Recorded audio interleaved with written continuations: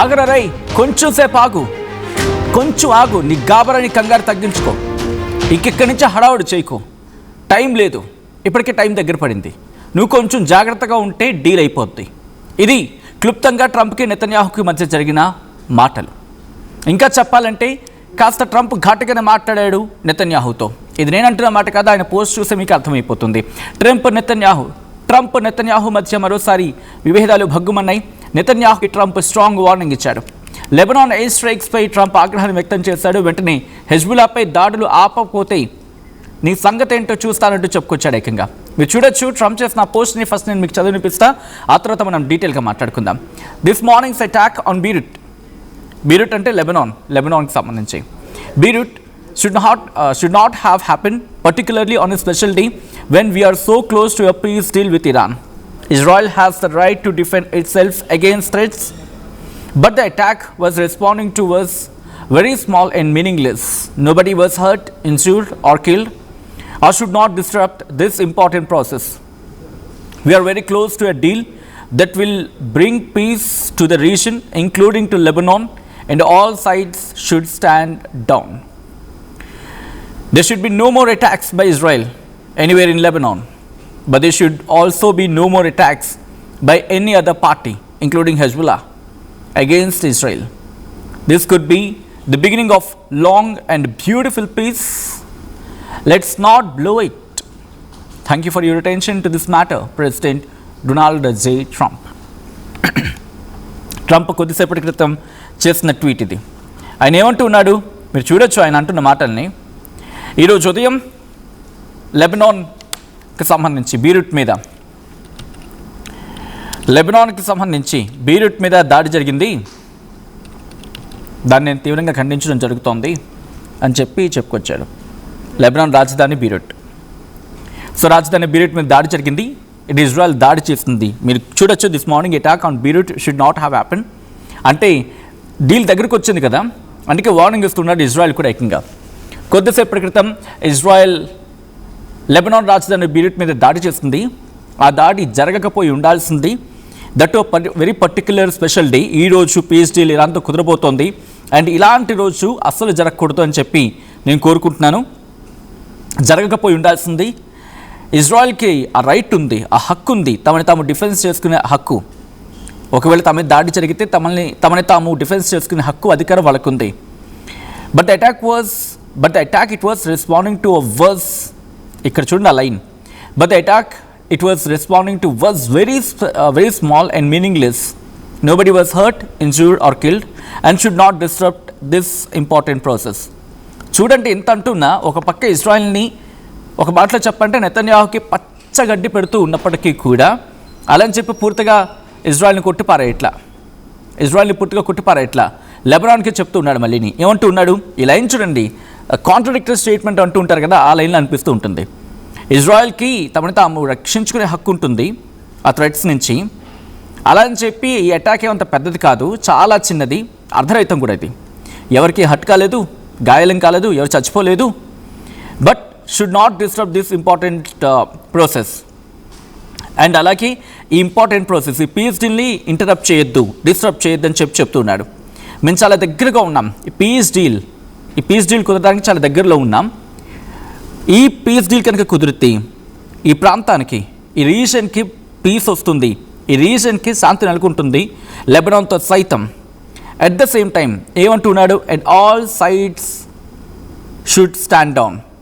అందరూ కూడా వాళ్ళని సముదాయించుకొని అలా నిల్చోవాలంతే. ఇంకా ఏమంటున్నాడు, they should be no more attacks by Israel anywhere in Lebanon. Israel కూడా వార్నింగ్ ఇస్తున్నాడు, మీరు ఎక్కడా కూడా లెబనాన్లో దాడి చేయడానికి లేదు. But they should also be no more attacks by any other party including Hezbollah against Israel. ఏమంటున్నాడు, అలాగే ఇంకే పార్టీ కూడా, అంటే అది ఇరాన్ కావచ్చు, హెజ్బుల్లా కావచ్చు, హమాస్ కావచ్చు, హౌతీలు కావచ్చు, లెబనాన్ కావచ్చు, యెమెన్ కావచ్చు, లేకపోతే గాజా, వీళ్ళు ముగ్గురు కూడా ఎవ్వరు కూడా ఎనీ అదర్ పార్టీ ఇంకే పార్టీ కూడా దాడులు చేయడానికి లేదు ఇజ్రాయెల్పై. అండ్ ఇంకేమంటున్నాడు, this could be the beginning of a long and beautiful peace. Let's not blow it. ఇది ఎప్పుడూ చాలా రోజుల నుంచి ఎదురు చూస్తున్న శాంతి చర్చలు కాబట్టి ఆ శాంతి చర్చలు కొలుకొస్తున్నాయి కాబట్టి దీన్ని పేల్చేయకండి, అంటే 2 ట్రాన్స్లేషన్లో మాట్లాడుకుంటే దీన్ని చెడగొట్టకండి అని చెప్పి మన భాషలో అనుకోవచ్చు. బట్ 2 ట్రాన్స్లేషన్లు అనుకుంటే దీన్నేం మీరు పేల్చేయకండి ఇంత మంచి సమయాన్ని అని చెప్పి ట్రంప్ చెప్పుకొస్తున్నాడు. ఇద్దరి మధ్య మాటల తూటాలు అయితే పేలుతున్నాయి. I think this is the second time అనుకుంటాను. మొన్న కూడా అంతే. ఒకసారి ట్రంప్ అన్న ఆ ట్వీట్ని మీరు చూస్తూ ఉన్నారు. అయితే ఇక్కడ ఇంకొక మాట కూడా వినిపిస్తూ ఉంటుంది. గతంలో ట్రంప్ పీస్ డీల్కి వెళ్తున్న సందర్భంలో ఎన్నిసార్లు ఇజ్రాయెల్ దాడి చేసింది? ఇది ఇంపార్టెంట్ క్వశ్చన్. ఇప్పుడు ఇక్కడ మాట్లాడుకుందాం. ఎందుకంటే పీస్ డీల్కి వెళ్తున్న సందర్భంలో ఇక్కడ ఏదైనా జరిగింది. పీస్ డీల్కి వెళ్తున్న సందర్భంలో ఐ థింక్ లాస్ట్ టైంలో కూడా అనుకుంటా, జూన్ 2025లో కూడా అంతే. మొన్న ట్రంప్ ప్రభుత్వం ఇరాన్తో అణుచర్చలు కొనసాగిస్తున్న టైంలో ఇజ్రాయెల్ ఇరాన్ మీద ఏం చేస్తుంది? ఆపరేషన్ రైజింగ్ లైన్ స్టార్ట్ చేస్తుంది. భారీగా దాడి చేస్తుంది. దాడికి ముందు ట్రంప్ కొంత టైం ఇవ్వాలని చెప్పి కోరాడని చెప్పి పలు అంతర్జాతీయ మీడియా సంస్థలు కావచ్చు, లేకపోతే కొన్ని మీడియా రిపోర్ట్స్ చెప్పుకొచ్చాయి. కరెక్ట్గా జూన్ 13ని, కరెక్ట్గా ఇదే ఏడాది, అంటే ఒక ఏడాది క్రితం అప్పుడు దాడి చేస్తుంది. అయిపోయిన తర్వాత మళ్ళీ ఫిబ్రవరి 2026కి వద్దాం.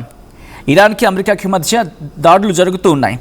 అమెరికా ఇరాన్ మధ్య దాడులు జరుగుతూ ఉంటే అమెరికా ఇజ్రాయెల్ కలిసి ఇరాన్పై దాడులు జరిపిన సందర్భం, దీంతో ప్రాంతీయ ఉద్రిక్తలు పెరిగిన సందర్భంలో అప్పుడు కూడా పీస్ డీల్ గురించి చర్చలు జరిగాయి. బట్ ఇక్కడ ఇంకొక అంశం ఏంటంటే, ఇరాన్తో శాంతి చర్చలు జరుగుతున్న సందర్భంలో, ఇరాన్తో అమెరికా శాంతి చర్చలు జరుపుతూ ఉంటే ఇజ్రాయెల్ లెబనాన్పై దాడి చేసింది. ఈరోజు ఒక్క మాటలో చెప్పాలంటే ట్రంప్ అధ్యక్ష పదవిలో ఉన్న 2017, 2021 కావచ్చు, 2010 అంటే 2025 నుంచి ఇప్పటివరకు చూస్తే దౌత్య చర్చలు లేకపోతే మిడిల్ ఈస్ట్లో శాంతి ప్రయత్నాలు జరుగుతున్న సందర్భంలో ఇజ్రాయెల్ సైనిక చర్యలు జరిపిన ఘటనలు కనీసం ఒక 2-3 సార్లు ఉంటాయి.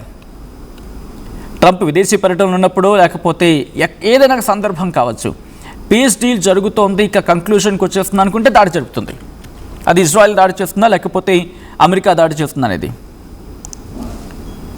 సో క్లియర్గా అర్థమవుతోంది ఇక్కడ పొలిటికల్ అంబిషన్స్ ఎవరికి ఉన్నాయని చెప్పి. ఇక్కడ కొంతమంది కామెంట్ చేస్తున్నారు, ఇంట్రెస్టింగ్ కామెంట్. గౌస్ ఖాన్ బహమానీ, బహుశా ప్రొనౌన్సియేషన్ కొంచెం అటు ఇటు అంటే I'm very sorry for that. ఆయన ఏమంటున్నారంటే he doesn't want to stop war. If he stops war, very next day he will be in jail. I think in the context of Netanyahu he might saying. అంతే కదండి, ఇద్దరు వద్దు అంటున్నారు Ali. So ఇక్కడ ఏమంటున్నారంటే he doesn't want to stop war. ఆయనకి war ఆగడం ఇష్టం లేదు, ఒకవేళ వార్ ఆగితే కనుక జైల్లో ఉంటాడని చెప్పి. ఇది చాలా పెద్ద ఎత్తున జరుగుతున్న చర్చ.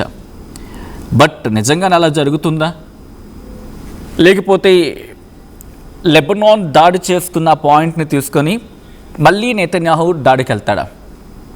అదే జరిగితే కనుక అమెరికా కూడా ఏం చేయలేదు, ఏం చెప్పలేదు. ఇప్పుడు కూడా ట్రంప్ అంటున్న మాట అదే కదా, 2 పక్షాలు కూడా సంయమనం పాటించాలని చెప్పి ట్రంప్ అంటూ ఉన్నాడు. ఇజ్రాయెల్ దాడి చేసినా ఇజ్రాయెల్ని సమర్థించుకుంటూ వస్తున్నాడు. అండ్ లెబనాన్ దాడి చేసినా లెబనాన్ దాడిని ఖండిస్తూనే ఇద్దరు సంయమనం పాటించని అంటూ ఉన్నాడు. ఒకవేళ లెబనాన్ దాడి చేస్తుందని చెప్పి ఆ అంశాన్ని మౌకాగా తీసుకొని ఇటు మళ్ళీ దాడి చేస్తుందా ఇజ్రాయెల్ లెబనాన్ మీద? లేకపోతే హౌతీలు ఉంటారుగా, ఎలా ఇప్పుడు ఆ రూట్లో బ్లాక్ సీ నుంచి వెళ్తున్నప్పుడు ఎక్కడో చోట వాళ్ళు ఇబ్బంది పెడుతూ ఉంటారు. అంటే ఏదో ఒక నెపం కావాలి అని ఒక నెపాన్ని ఎంచుకొని మళ్ళీ తిరిగి దాడికి పాల్పడుతుందా ఇజ్రాయెల్? లేకపోతే నేతన్యాహుని ట్రంప్ కామ్డౌన్ చేసే ప్రయత్నం చేస్తాడా? యాజ్ ఆఫ్ నా biggest question mark. Piece deal అవుతుంది ఎంతకి రేపు? అది కూడా $1 మిలియన్ క్వశ్చన్. మీరేమనుకుంటున్నారు? మీ అభిప్రాయం ఏంటి? ఇజ్రాయెల్ ఇరాన్ మధ్య కాదు, ఇరాన్ అమెరికా మధ్య శాంతి చర్చలు జరుగుతుంటే ఇజ్రాయెల్ ఈ శాంతి చర్చలని జరగనిస్తుందా? జరగని మాట పక్కన పెడితే కంక్లూషన్కి వస్తున్నాయి పీస్ టాక్స్. ఇది సవ్యంగా జరగనిస్తుందా, లేకపోతే ఈ గ్యాప్లోనే టైం చూసుకొని మళ్ళీ బాంబు వేస్తుందా? మీరేమనుకుంటున్నారు? మీ అభిప్రాయం ఏంటి? కామెంట్ చేయండి. బట్ బిఫోర్ దట్ ఈ కథను మమ్మల్ని కాస్త కలవరపరచవచ్చు, దీనికి సంబంధించి తగిన జాగ్రత్తలు తీసుకోవాలని ఆర్టీవీ సూచించడం జరుగుతోంది. This is our disturbing content, video description is highly advised. Me opinion ఏంటో తప్పకుండా కామెంట్ చేయండి.